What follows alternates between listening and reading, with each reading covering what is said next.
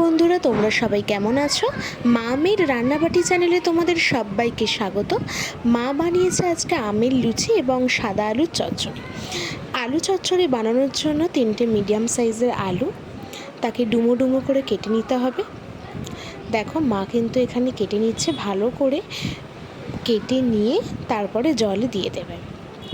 দেখো, কাটা কিন্তু হয়ে গেছে। কিছু কাঁচা লঙ্কাও নিয়ে নিয়েছে, একটা কড়া বসিয়ে দিয়েছে, 5 থেকে 6টা কাঁচা লঙ্কা, তারপর পরিমাণ মতো কালো জিরে দিয়েছে এবং সর্ষের তেল দিয়েছে। তোমরা কিন্তু এখানে অবশ্যই সর্ষের তেল ইউজ করবে, সাদা তেল কিন্তু ইউজ করবে না, তাহলে কিন্তু টেস্টটা ভালো লাগবে না খেতে। দেখো, লঙ্কাগুলো হালকা ভাজা ভাজা করে নিতে হবে। তারপর ভাজা ভাজা হয়ে আসলে ওই কাটা আলুগুলো দিয়ে দিতে হবে ওর মধ্যে। তোমরা অনেকেই খেয়েছো এটা, আমি তাও একবার দেখালাম, কারণ আমের লুচির সাথে এই আলুর তরকারিটা খুব ভালো খেতে লাগে। তোমরা কিন্তু বাড়িতে অবশ্যই বানিয়ে দেখো এবং অবশ্যই বানালে আমাকে কিন্তু কমেন্ট করে জানাবে।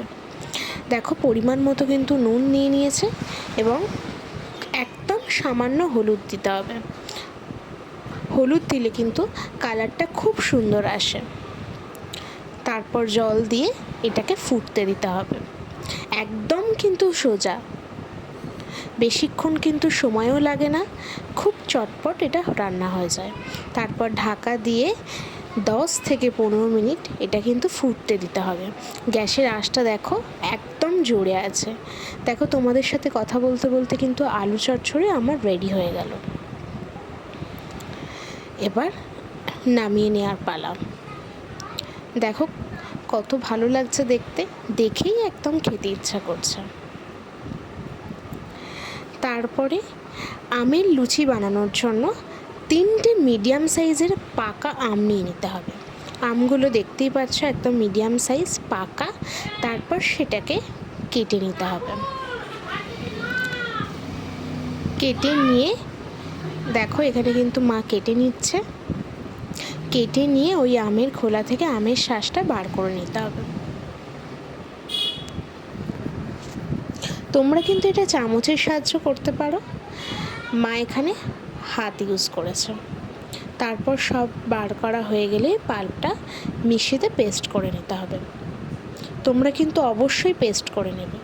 তারপর লুচি বানানোর জন্য 750 গ্রাম ময়দা ইউজ করেছে। 750 গ্রাম ময়দার জন্য 3টে পাকা আম কিন্তু লাগবে। তারপর সেই ময়দার মধ্যে কিছু সাদা তেল দিয়ে দিতে হবে ময়ানের জন্য। তারপর সাদা তেলটা দিয়ে দেওয়ার পর হাত দিয়ে ভালো করে মাখিয়ে নিতে হবে, যাতে দলা পাকিয়ে না থাকে। আমি কিন্তু এখানে তোমাদের সাদা তেলটা দেখাতে ভুলে গেছি, তখন ভিডিওটা করা হয়নি, আমি বলে দিলাম। তারপর ওই যে পাকা আমের পাল্পটা ছিল, অল্প অল্প করে আস্তে আস্তে সেটাকে ভালো করে মাখিয়ে নিতে হবে। তোমরা কিন্তু এখানে একেবারে দিয়ে দেবে না, আস্তে আস্তে অল্প অল্প করে দিতে হবে। জল কিন্তু এখানে ইউজ করবে না। দেখো, মাখাও হয়ে গেছে এবং এখানে মা একটা একটা করে গুচি কেটে নিচ্ছে। দেখো কত সুন্দর এসেছে কালারটা, একদম ঝটপট কিন্তু এটা তৈরি হয়ে যায়। তারপর মা একটা একটা করে এটাকে বেলে নিচ্ছে। তোমরা কিন্তু সামান্য তেল দিয়ে এটা বেলে নেবে। দেখো কত সুন্দর লাগছে।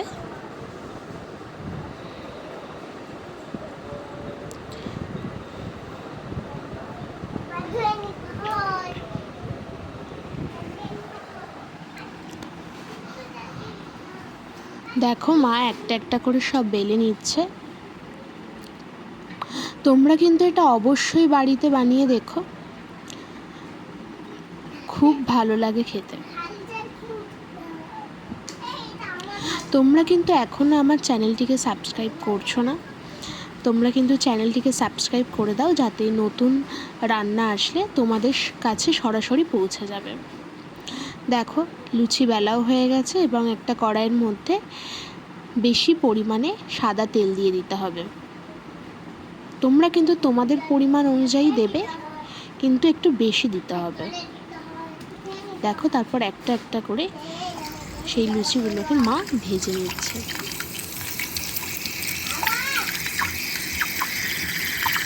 দেখো কত সুন্দর লুচিগুলো ফুলে যাচ্ছে।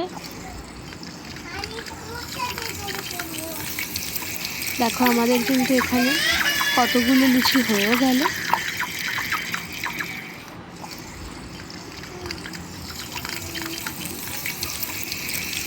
আমাদের দেখো লুচি করা হয়ে গেছে, এরপর তরকারিটা মা দিয়ে দিচ্ছে। দেখো কত সুন্দর এসেছে। ভালো লাগলে চ্যানেলটিকে like, comment, share and subscribe করে দিও।